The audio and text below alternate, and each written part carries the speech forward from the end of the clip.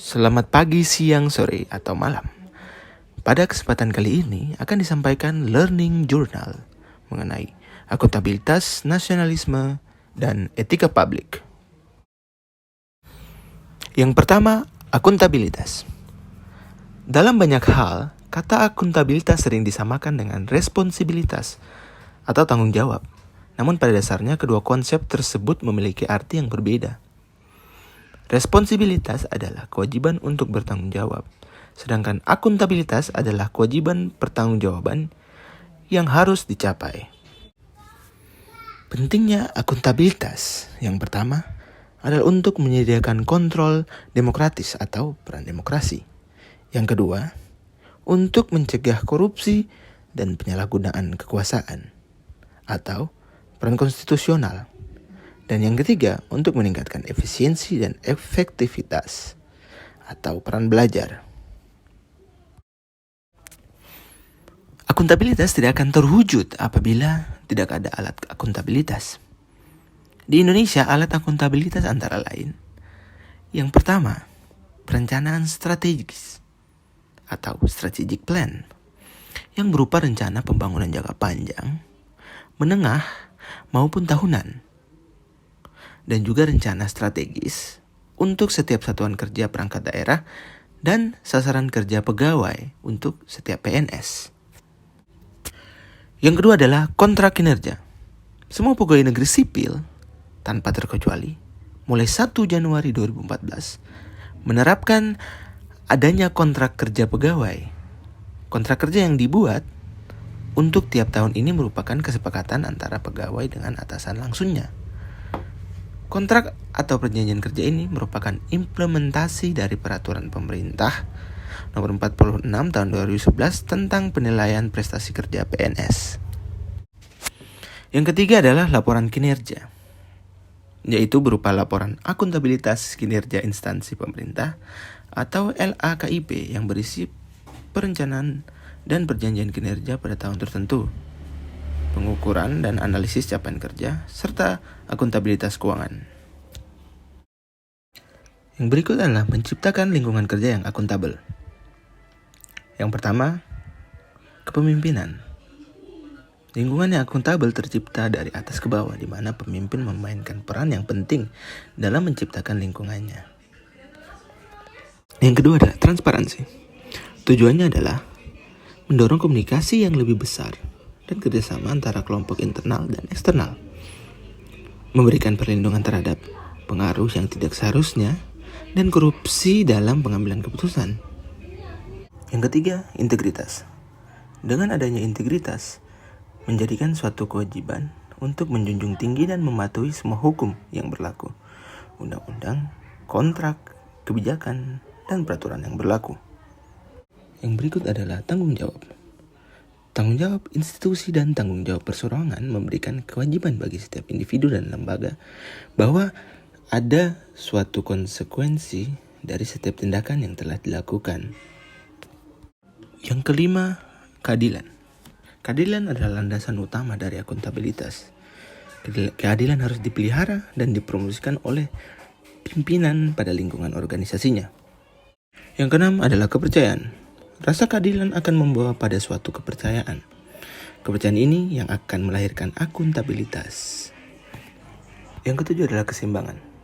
Untuk mencapai akuntabilitas dalam lingkungan kerja, maka diperlukan adanya keseimbangan antara akuntabilitas dan kewenangan, serta harapan dan kapasitas. Yang kedelapan adalah kejelasan. Kejelasan juga merupakan salah satu elemen untuk menciptakan dan mempertahankan akuntabilitas agar individu atau kelompok dalam melaksanakan wewenang dan tanggung jawabnya, mereka harus memiliki gambaran yang jelas tentang apa yang menjadi tujuan dan hasil yang diharapkan. Yang terakhir adalah konsistensi. Penerapan yang tidak konsisten dari sebuah kebijakan, prosedur, sumber daya akan memiliki konsekuensi terhadap tercapainya lingkungan kerja yang tidak akuntabel. Untuk menjadi PNS yang akuntabel, ada beberapa hal yang harus diperhatikan. Yang pertama, perilaku individu. Yang kedua, perilaku berkaitan dengan transparansi dan akses informasi. Yang ketiga, menghindari perilaku yang curang dan koruptif. Yang keempat, perilaku terhadap penggunaan sumber daya negara. Yang kelima, perilaku berkaitan dengan penyimpangan dan penggunaan data serta informasi pemerintah. Yang keenam, perilaku berkaitan dengan konflik kepentingan. Pembahasan berikutnya mengenai nasionalisme. Nilai-nilai nasionalisme Pancasila bagi aparatur sipil negara tercermin dalam 5 sila, yaitu ketuhanan, kemanusiaan, persatuan, permusyawaratan, serta keadilan sosial. Yang pertama adalah nilai ketuhanan. Pancasila bukan agama yang bermaksud mengatur sistem keyakinan, sistem peribadatan, sistem norma, dan identitas keagamaan masyarakat. Ketuhanan dalam kerangka Pancasila bisa melibatkan nilai-nilai moral universal agama-agama yang ada. Pancasila bermaksud menjadikan nilai-nilai moral ketuhanan sebagai landasan pengelolaan kehidupan dalam konteks masyarakat yang majemuk, tanpa menjadikan salah satu agama tertentu mendikte negara. Sila ketuhanan dalam Pancasila menjadikan Indonesia bukan sebagai negara sekuler yang membatasi agama dalam ruang privat. Pancasila justru mendorong nilai-nilai ketuhanan mendasari kehidupan bermasyarakat dan berpolitik. Adanya nilai-nilai ketuhanan dalam Pancasila berarti negara menjamin kemerdekaan masyarakat dalam memeluk agama dan kepercayaan masing-masing. Yang berikutnya adalah nilai kemanusiaan. Bung Hatta memandang sila kedua Pancasila memiliki konsekuensi ke dalam dan keluar. Ke dalam artinya menjadi pedoman negara dalam memuliakan nilai-nilai kemanusiaan dan hak asasi manusia. Ini berarti negara menjalankan fungsi melindungi segenap bangsa Indonesia dan seluruh tumpah darah Indonesia, memajukan kesejahteraan umum, dan mencerdaskan kehidupan bangsa. Konsekuensi keluar berarti menjadi pedoman politik luar negeri, bebas aktif dalam rangka ikut serta pelaksanaan ketertiban dunia yang berdasarkan kemerdekaan, perdamaian abadi, dan keadilan sosial. Dalam gempuran globalisasi, pemerintahan yang dibangun harus memperhatikan prinsip kemanusiaan dan keadilan dalam penyelenggaraan pemerintahan dalam negeri dan pemerintahan global atau dunia. Jangan sampai lebih memperhatikan kemanusiaan dalam negeri tetapi mengabaikan pergulatan dunia, atau sebaliknya. Berikutnya, nilai persatuan. Keberadaan bangsa Indonesia didukung oleh semangat gotong royong. Dengan gotong royong itulah negara Indonesia harus mampu melindungi segenap bangsa dan tumpah darah Indonesia, bukan membela atau mendiamkan suatu unsur masyarakat atau bagian tertentu dari teritorial Indonesia. Negara juga diharapkan mampu memberikan kebaikan bersama bagi warganya tanpa memandang siapa dan dari etnis mana, apa agamanya. Semangat gotong royong juga dapat diperkuat dalam kehidupan masyarakat sipil dan politik dengan terus-menerus mengembangkan pendidikan, kewarganegaraan, dan multikulturalisme yang dapat membangun rasa keadilan dan kebersamaan dilandasi dengan prinsip-prinsip kehidupan publik yang lebih partisipatif dan non-diskriminatif. Yang berikut adalah nilai permusyawaratan. Demokrasi Indonesia yang dibangun oleh pendiri bangsa menginginkan adanya keseimbangan dalam pemenuhan hak-hak sipil dan politik dengan pemenuhan hak-hak sosial ekonomi. Demokrasi permusyawaratan dibangun berdasarkan akal dan kearifan atau hikmat dan kebijaksanaan, bukan berdasarkan kekuasaan. Legitimasi politik tidak diserahkan kepada mayoritas, tetapi berdasarkan partisipasi yang melibatkan warga negara secara sama dan sederajat, sehingga partisipasi politik diukur dari tingkat partisipasinya dalam bermusyawarah. Sementara itu, ciri permusyawaratan bermakna bahwa negara menghendaki persatuan di atas kepentingan perseorangan dan golongan. Penyelenggaraan pemerintahan didasarkan atas semangat kekeluargaan di antara keragaman bangsa Indonesia dengan mengakui adanya kesamaan derajat. Hikmat kebijaksanaan menghendaki adanya landasan etis dalam demokrasi. Permusyawaratan dijalankan dengan landasan sila-sila Pancasila lainnya, yakni ketuhanan, kemanusiaan, persatuan, dan keadilan. Yang berikut adalah nilai keadilan sosial. Keadilan sosial juga merupakan perwujudan imperatif etis dari amanat Pancasila dan Undang-Undang Dasar 1945 sebagaimana tercantum dalam pasal 3 yang berbunyi, perekonomian berdasar atas demokrasi, ekonomi, kemakmuran bagi semua orang, dan dalam realisasinya usaha mewujudkan keadilan dan kesejahteraan sosial harus bersendirikan kepada nilai-nilai kekeluargaan Indonesia sebagaimana yang terkandung dalam sila-sila Pancasila. Komitmen keadilan dalam alam pikiran Pancasila memiliki dimensi sangat luas.